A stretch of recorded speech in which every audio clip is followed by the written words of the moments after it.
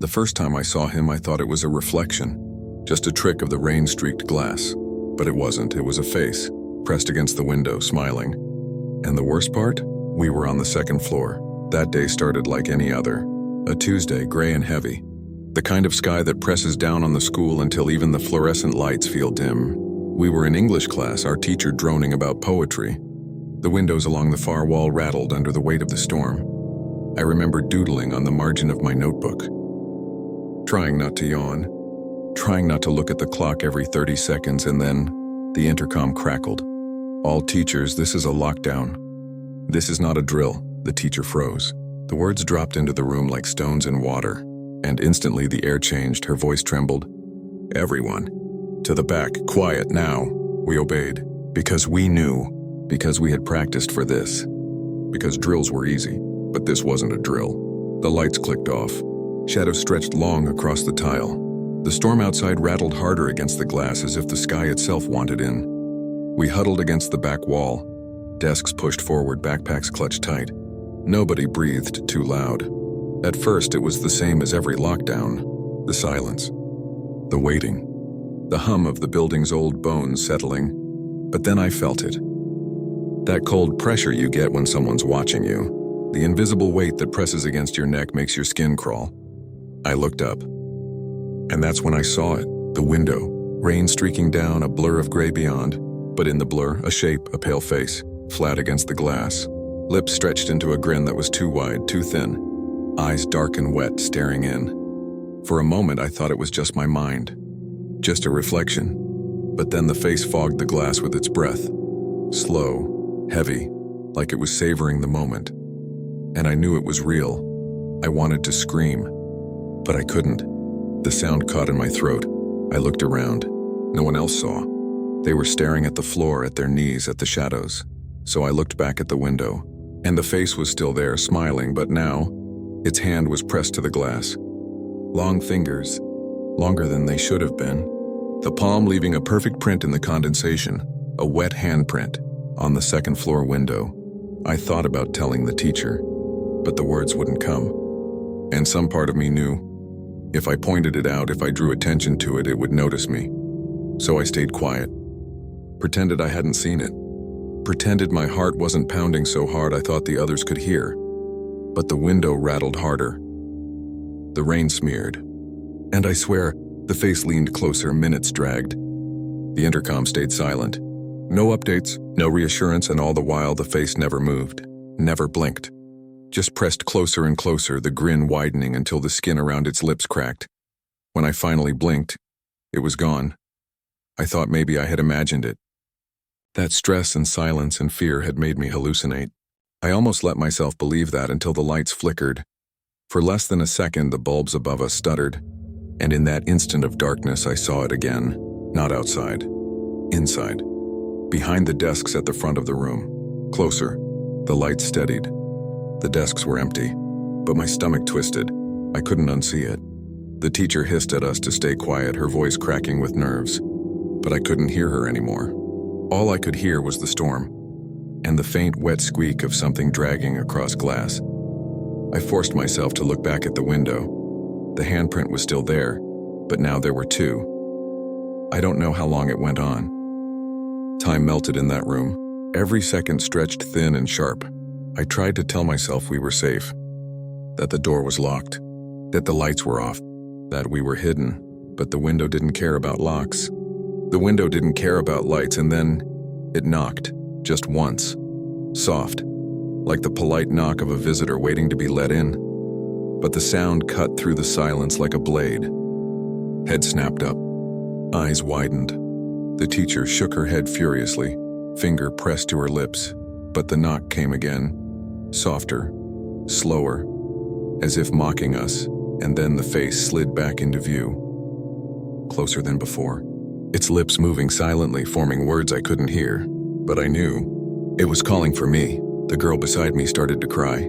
The teacher clutched her, whispering frantically, trying to calm her down. And in that moment, when everyone was distracted, the window cracked. A thin fracture spidering out from the center of the handprint.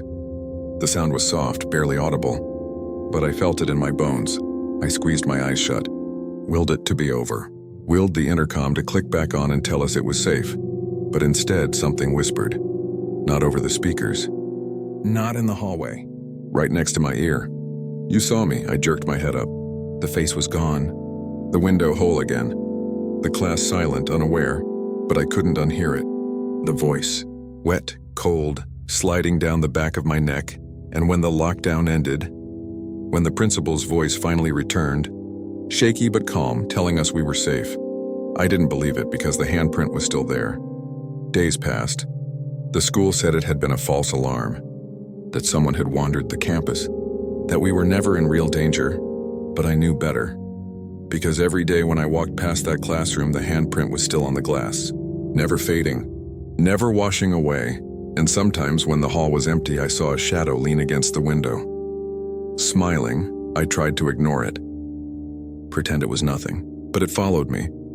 At night, my bedroom window rattled, even when there was no storm, even when the air was still, and once, just once, I woke to find a handprint on the glass above my bed. Bigger than my hand, wet. I don't sleep near windows anymore. I cover the mirrors. I keep the curtains shut tight, but it doesn't matter, because when the lights flicker, and they always do, I see it. Not outside. Not reflected, but here, in the room, smiling. And I know what it wants, because it already whispered it once, you saw me, and when you see it, it never lets you go. The library was supposed to be safe. That's what we always believed. Big doors. Heavy locks. Shelves to hide behind. When the intercom crackled that day and the principal's voice came trembling through the static, announcing a lockdown, our teacher herded us straight to the library. Safer there, she whispered. Safer, I believed her. Until I learned what really lived between those shelves. It started quiet. Always quiet. The library smelled like dust and paper, the kind of heavy, stale air that sticks to your clothes. We shuffled in, whispering, hugging our bags like shields. The librarian locked the doors, pulled the blinds, turned off the lights. The storm outside painted shadows across the carpet, pale flashes of lightning illuminating the endless rows of books. At first, it was just us. Dozens of students huddled together, breathing shallow, listening, waiting. Then the silence changed. It wasn't the silence of safety anymore. It was the silence of something listening back. The rain outside softened. The building groaned. And from deep within the library aisles, something shifted. I thought maybe it was a classmate, or the librarian checking doors. But the sound was wrong, too slow, too heavy, a dragging step, one foot scraping, the other thudding. It echoed between the shelves. Closer, closer. I looked at the others. No one else moved. No one else reacted. It was like they couldn't hear it, but I could. I pressed my hand to the carpet, trying to steady myself. That's when I felt it, a vibration, faint, subtle, each step shivering through the floor. Someone was walking between the shelves. Someone or something. The lightning flashed again, and in that split second of brightness I saw it. At the far end of the aisle, a figure, tall, thin, its head tilted too far to one side like a broken doll. The flash faded. Darkness again, but the image burned behind my eyelids, and when I opened them, it was closer. I wanted to tell the teacher, wanted to whisper, but the words caught in my throat.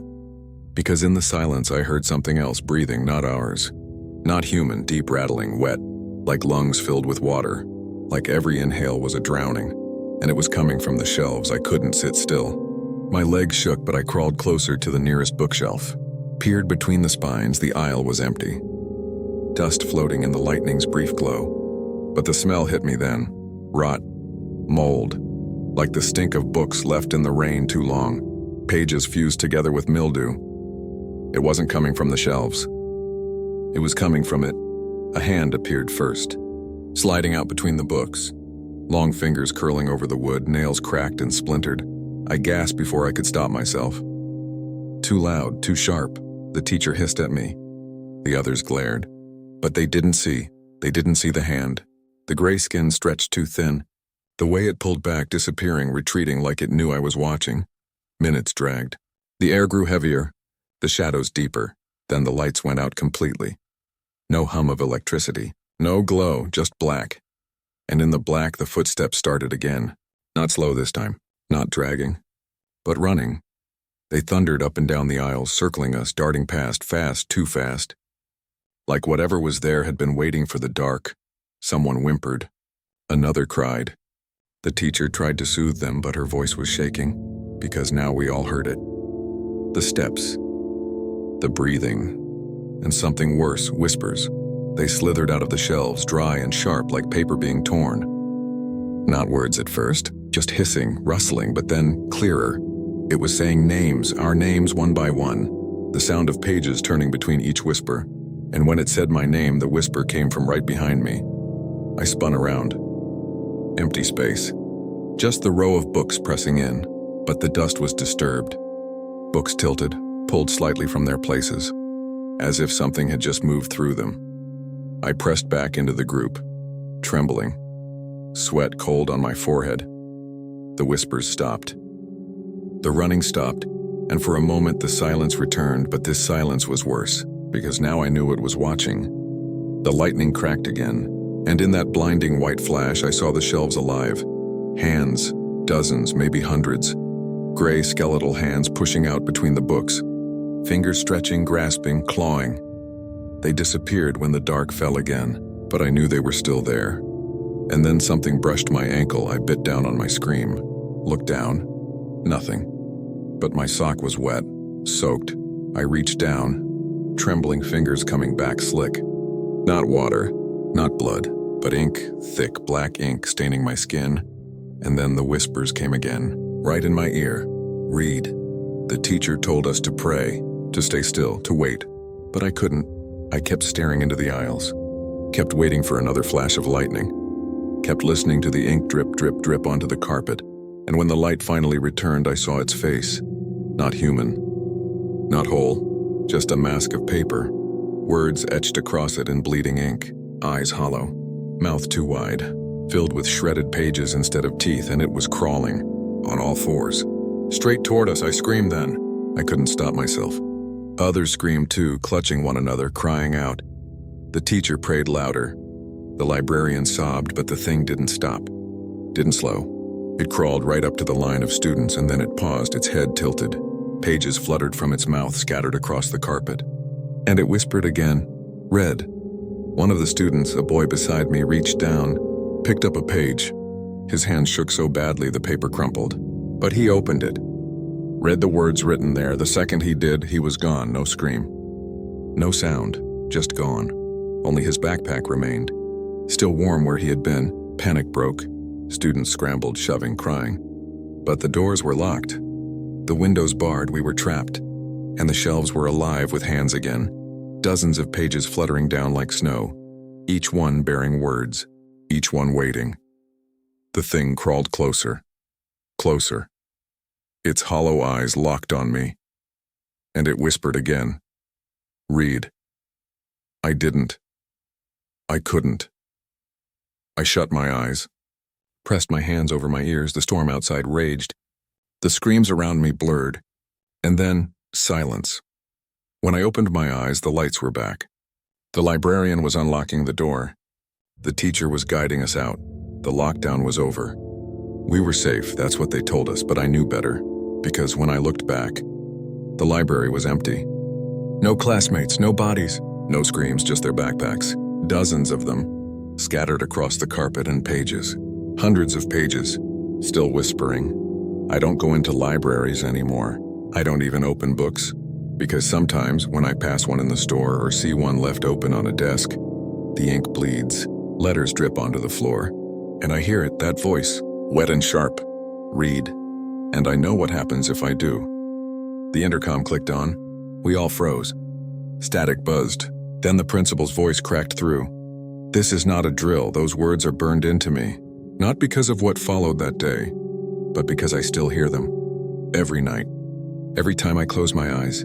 It was a normal afternoon before that. History class.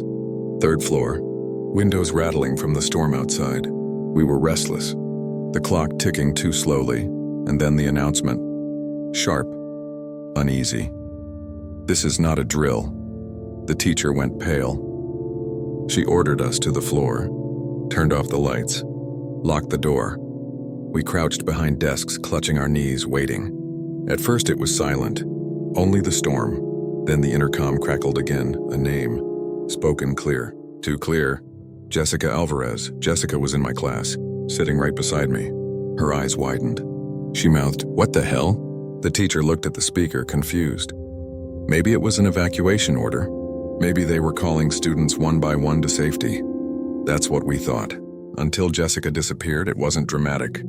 No scream, no puff of smoke. She was just gone. 1 second, she was crouched beside me, hand clutching her phone. The next second, only her backpack remained. Her phone still glowing in her palm. No. The phone just sat there on the carpet, screen cracked. Jessica was gone. I tried to whisper to the teacher, but my throat wouldn't work. My hands shook. The others didn't notice at first. Too dark, too loud from the storm. Then the intercom spoke again. "Daniel Cho." Daniel was across the room. He looked around nervously. Do I go?" he whispered. The teacher hissed at him to stay still. But he didn't get the chance to move because he vanished too. Only his sneakers left behind. Now the panic started.